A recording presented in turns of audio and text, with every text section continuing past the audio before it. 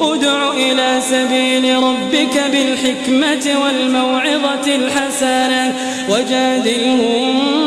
بالتي هي أحسن إن ربك هو أعلم بمن ضل عن سبيله وهو أعلم بالمهتدين وإن عاقبتم فعاقبوا بمثل ما عوقبتم به ولئن صبرتم لهو خير للصابرين واصبر وما صبرك إلا بالله ولا تحزن عليهم ولا تك في ضيق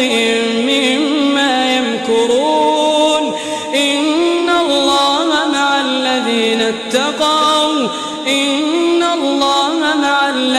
اتقوا